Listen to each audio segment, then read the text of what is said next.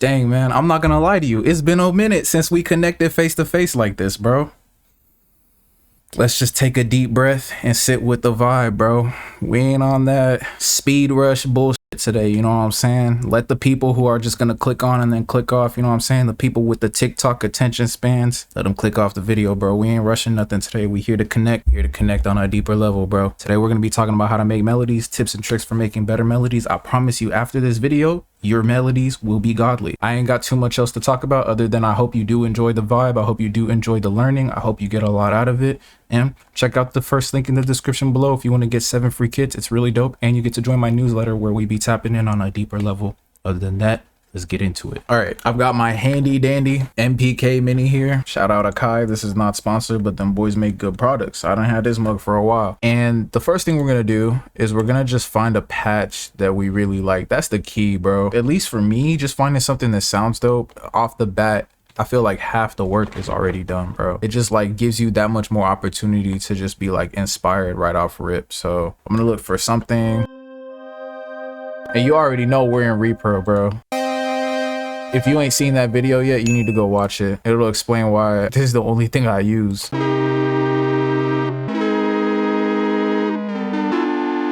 That's cool, but not exactly what I'm going for.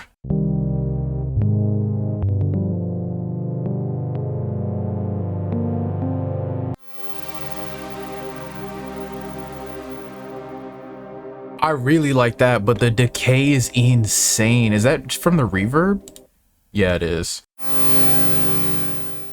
Yeah, I like just the decay from the synth. Decay on the reverb is because it's turned up all the way. That's insane. So I think I like the reverb actually, but turn that decay down first of all, and then turn the wet down too. That's way better, bro. All right, so that's literally part 1 is literally just find a patch you like. And then part 2, bro, is just play simple chords, bro. It could be anything. It could be just a minor chord.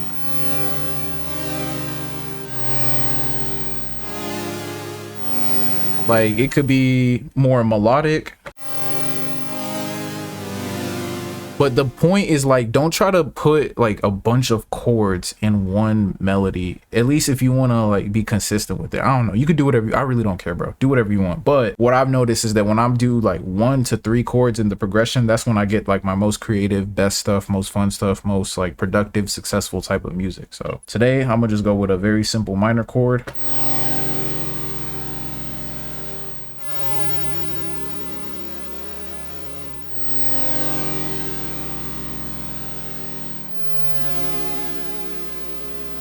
Something like that, bro. Just a simple minor chord followed by a major chord. So I'm actually just play that on tempo. You're crazy if you think I'm playing that in 140 though. I can't do that. Turn on the metronome.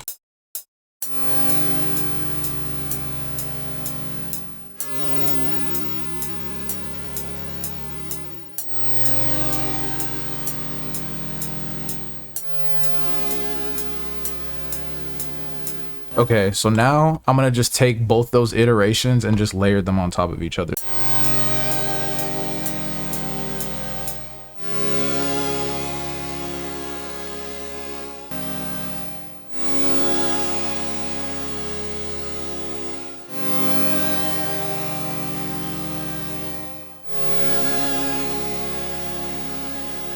That's so dope. And then now just export that really. And then from here, it's really just layers. So what I'm thinking and kind of the process that I usually go through is just a couple of like really nice layers on my chords. If I do start with chords, some lead lines and then some bass lines, which is just like a lead line on the low end. Basically, that's all a bass line really is. That's the best way to think about it, in my opinion. It's just like a bass line is just a lead line, but you also keep in mind that bass lines usually sound good when you do follow the root note, but you don't always have to. You could use like the concept of borrowed chords. We'll get to it. Don't worry about it. Like, let's just find another sound, honestly, to layer on top of that.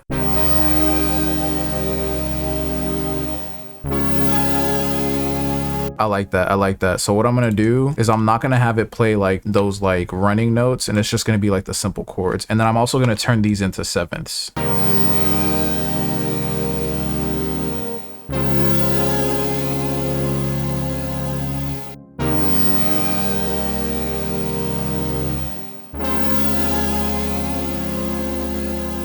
All right, and then I'm gonna take this pad, I'm gonna put it in the mixer. It's kind of bright and cold on that high end. We'll use radiator to basically just tame all that treble.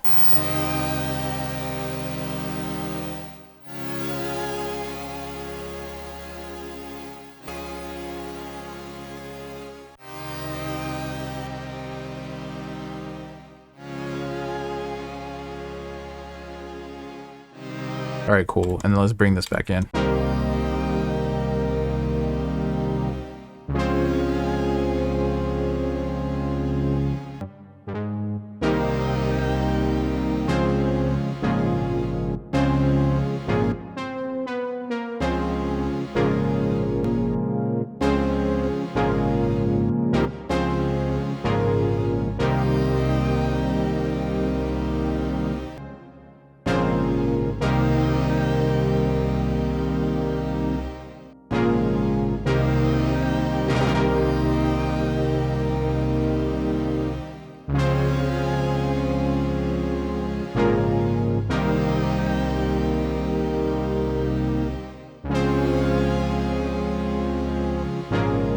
I like that. I want that last like resolving chord to be kind of pronounced. So I'm gonna have some fade out on the pad.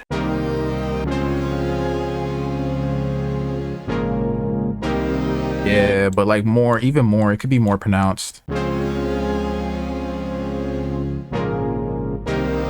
Yeah, I like that. All right, so let's export those horns. That's beautiful. All right, cool. And now I'm just gonna layer that with like a synth, some pretty simple synth keys. So I think I like the pattern as it is now. And I'm just gonna switch over to my freaking go-to, which I think it's in the pianos and organs bank. No, it's a synth. I literally just said that. Analog polysynth silver, bro. So good. Really has that lush Mike Dean characteristic to it. Let's go up an octave. Hard quantize everything. And then legato. Oh, but let's strum too.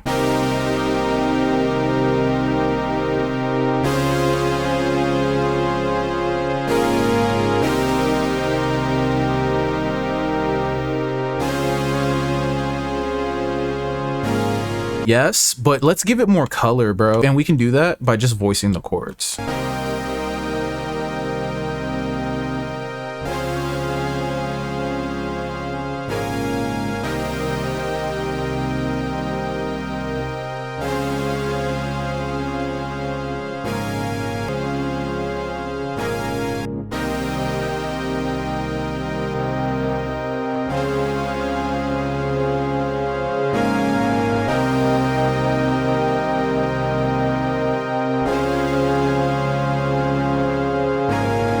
I like that. And then boom, let's export that. Now let's do like maybe one lead line, just something goofy, bro. Like let's just get goofy for a second, bro.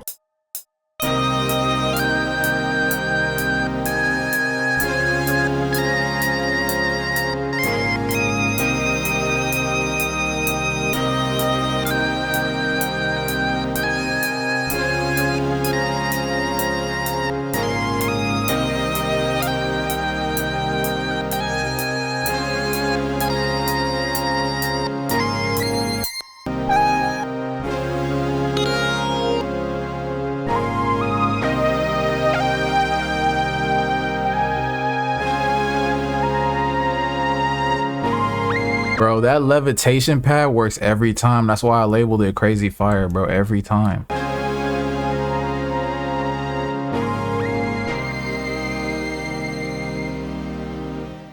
All right, and then another super secret, bro, is the use of arpeggiation or polyrhythm. So arpeggiation is just where you take the chord, you break it up, you play it in the pattern. You know what arpeggiation is. I'm not gonna do a basic arpeggio. What I'm gonna do instead is something that's like a derivative concept, which is polyrhythm. So in order to do that, I'm gonna save first because opening this stack usually crashes my FL Studio at least once, but hopefully, fingers crossed, that will not happen. I'm gonna open Patcher, and then I'm gonna open a preset, which will bring up a VST called Harmony Bloom, where it basically just plays MIDI sequences into an instrument that you choose, right? Like you can ignore all of this. This is nonsense, basically. The only thing you need to understand is that Harmony Bloom plays a MIDI sequence, and then that MIDI sequence goes into repro. It'll play that MIDI sequence on whatever sound is selected in repro. That's all you really need to understand. Arpeggio, polyrhythm. I'm gonna use the notes in the melody to make a dope arpeggio polyrhythm to go along with this. But If you don't have something like Harmony Bloom, here, let's open up FL keys, right? And let's go into pattern mode really quickly, turn off repro for a second, and let's paste the pattern in here. Let's quantize, legato, everything, right? Boom. There's our chord progression, right? Great. Now you could ARP it by breaking up the notes like this.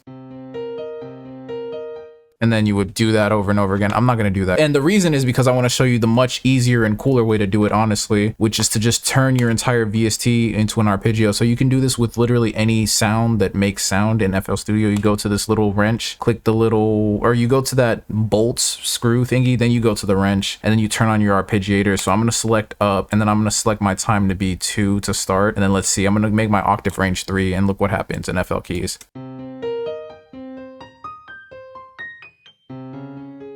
Now it's already ARPing.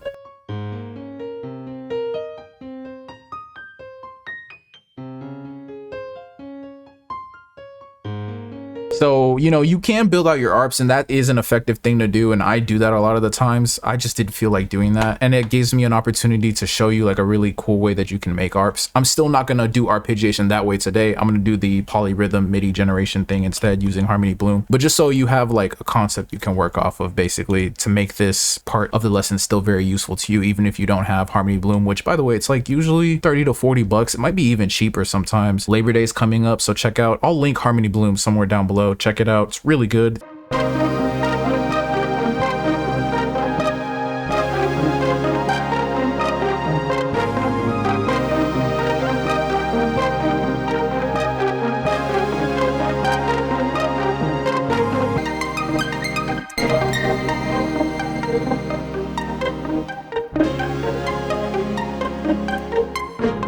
All right, I think I like that pattern. So now let's change the patch.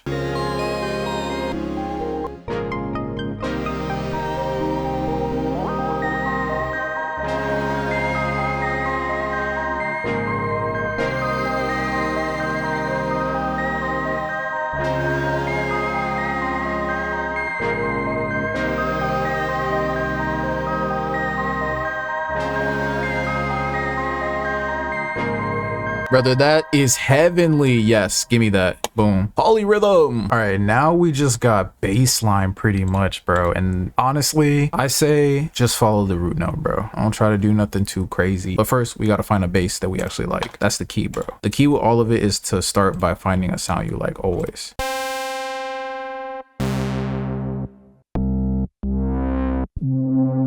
Yeah, but lower. Yeah, actually, let's see.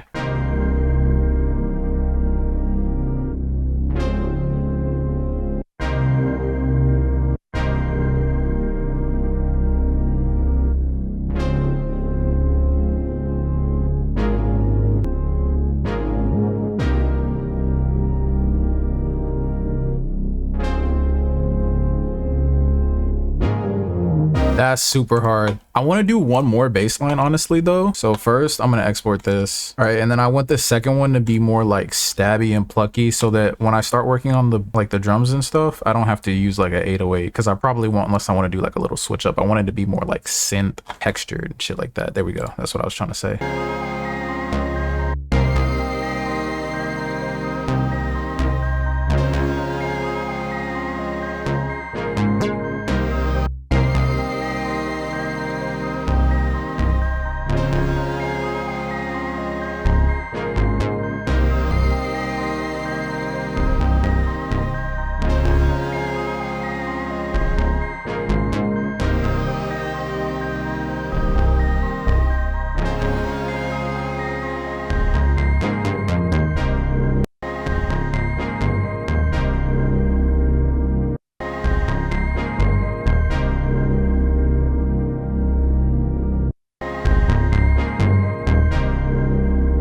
That's crazy, bro. That's crazy. All right, now it's time for the drums. All right, bro. So you already know we're going into that centerfold today. Let's start with a snare, bro. I want something like thick. You know what I'm saying? Yeah, yeah, yeah. Yes.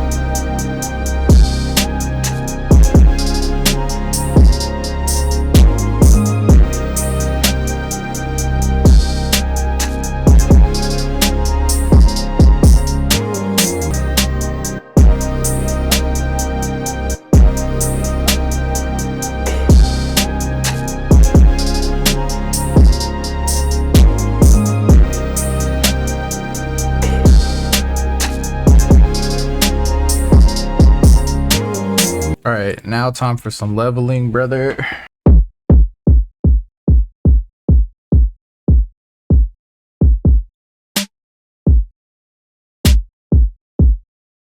All right, let's do some side chaining.